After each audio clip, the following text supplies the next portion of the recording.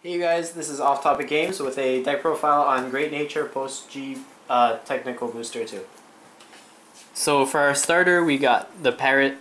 You can run like several different starters. It's kind of just like it just cycles itself. If a unit gets retired, like you soul charge this, target a unit, and then if it gets retired at the end of the turn, you draw a card. This is like you can run other starters like the on hit one when you at GB1. It's pretty good also, or you could run the new starter, the big belly starter.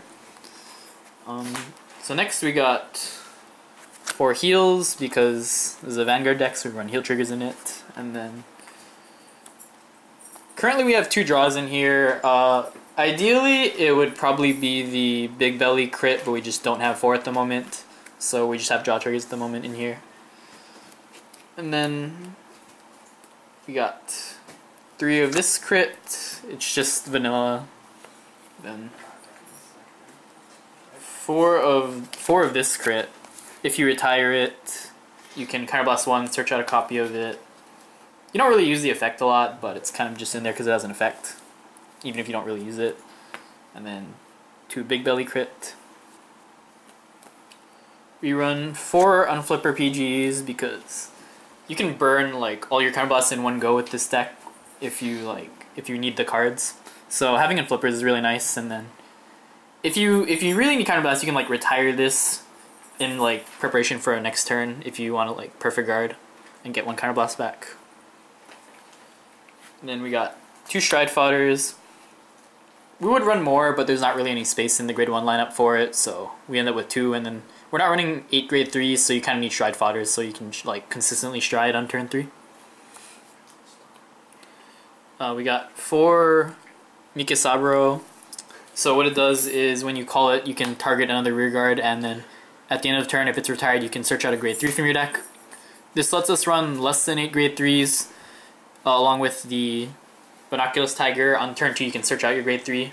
So if you're missing the correct grade 3, or if you just want a grade 3 to stride fodder, then you call this and then target something else with the Binoculus Tiger when you attack. And you get a grade 3 from your deck. And we got 4 Duckbill. It just cycles itself whenever you call it, and like you target something, and then when it's retired, you draw a card. So it's basically a free booster, which is really nice, and then helps you get through the deck faster to get your combo pieces. You can do it on turn 2 also with the Binoculus Tiger. And then, so here we have the best ride in the deck, the 4 Binoculus Tiger. You really want to ride it on turn 2 so that you can start getting your draw engine and then your search your correct grade 3. And also just helps you aggro a little bit because you make your rear guards bigger. When you attack with it, you pick another rear guard, and then it gets 4k power, and at the end of the turn it retires, so you can do some damage on turn 2. And then we got Crayon Tiger. So when it attacks, if it's boosted, counterblast 1, stand 1 of your rear guards, and then give it 4k power, and at the end of the turn, retire it, draw a card. So this is pretty much the best grade 2 in the deck. So when you stride, you can you get a lot of attacks off with this, and then it also helps you draw cards, and then you stack all your retire effects on 1 of your rear guards. So you lose 1 card and you draw like sometimes like 4 or 5 or 6. And it gives a pretty good offensive push. And then we're running 2 Anchor Rabbit. When it hits success, which is when any of your rear guards hit 20,000 power, then you can counterblast 1 and restand it. It also has a second effect where you can counterblast 1 and it becomes a booster. That's usually not relevant because usually it's not worth it to waste a counterblast just to get a booster, but if you really need to, then it's fine. Mainly this is really good as a combo piece on the break ride turn or on your first stride turn. It lets you attack a lot of times, and then it's also kind of a replacement Crayon Tiger. If you just don't draw any Crayon Tigers, then this also attacks a lot just to get some offense in there.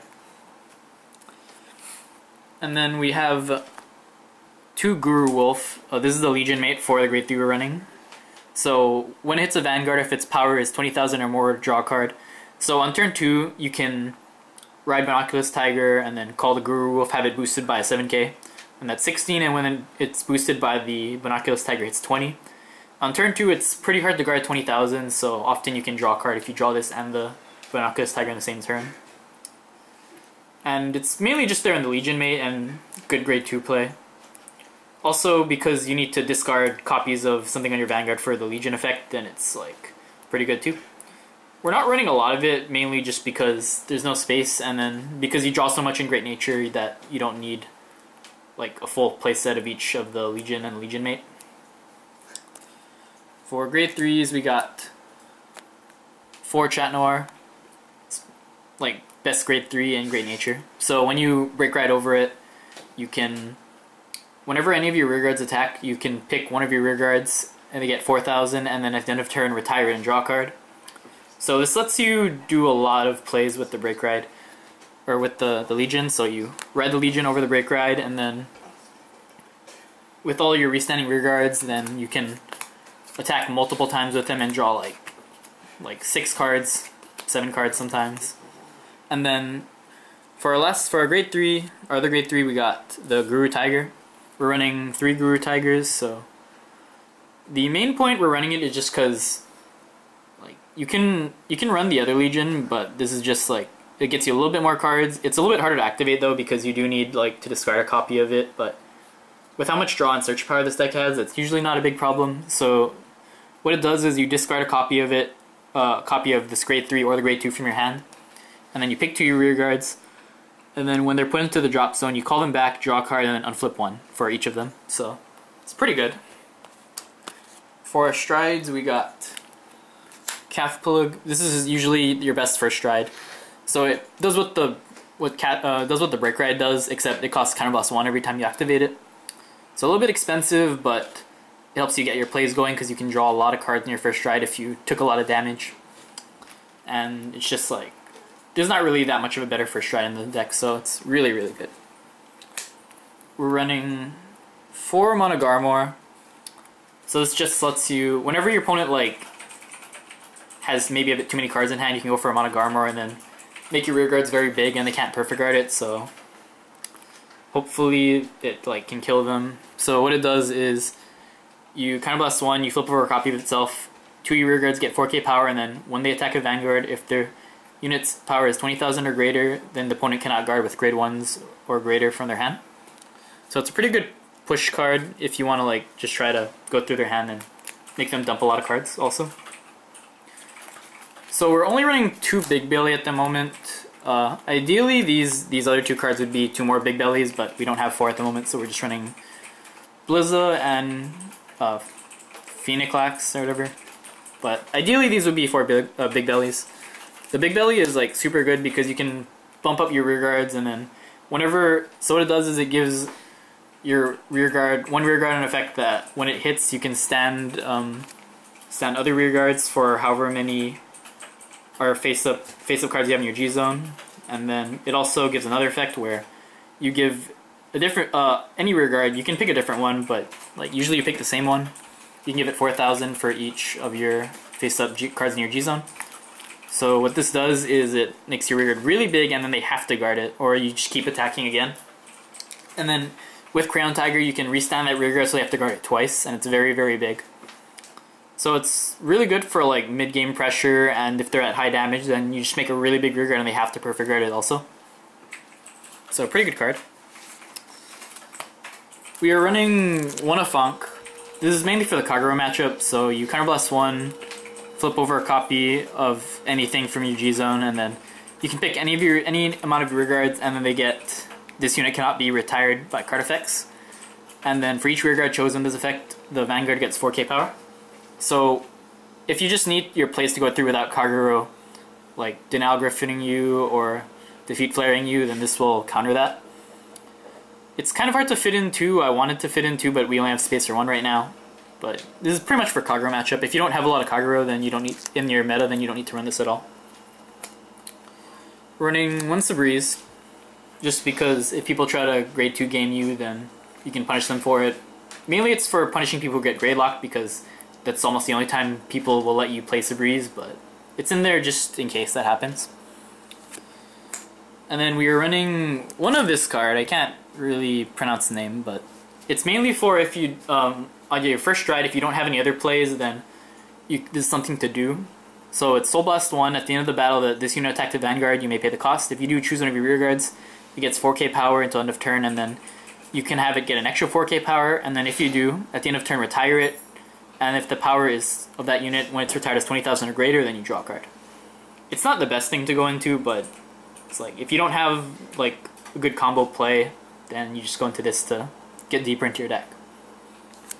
And then for our G-Guardians, we got 2 of the Great Nature of this G-Guardian. So what it does is you can choose any rear guards, and then at the end of turn you retire the unit and you unflip 1, and then this unit gets 5,000 shield. So it's pretty good because if you ever need to get more counterblast, then you just go into this, and then if you don't really care about some rear guards on your field and you need to make more space because you want to call a lot of stuff, then it's also good. We're running 1 Dismal just to protect your Crown Tigers mainly, and there's not a lot of stuff better to run than it, so we're just running 1 Dismal. And then we are running 1 Ardillo. So you can retire any number of your rear guards, and then if the number of your open rear guards is 3 or more, this card gets 10,000 shield. So pretty much this is just a better screw, because usually you have 1 open spot like minimum because you retire at the end of turn, and you stack all your retire effects on 1 card a lot of the time. So then if you can intercept with something else and then retire 1 with this G-Guardian, and then you have like 25k shield for 1 card, which is pretty good. Or kind of 2 cards, but you're using a card in your field instead of the card in your hand. And then also if people let's say you're against Deep Police and try to swing at your rear guard, you can do this and retire it and make it look really awkward. You also have Dismal in this deck, but it's just like something you can do. And that's the Great Nature deck. Yep. So thank you guys for watching. If you have any comments, questions, concerns, or discrepancies, please leave it down in the comment section down below. If you liked it, please like and subscribe. And as always, check out our Facebook and Twitter. The links are in the description below, and I'll see you all later.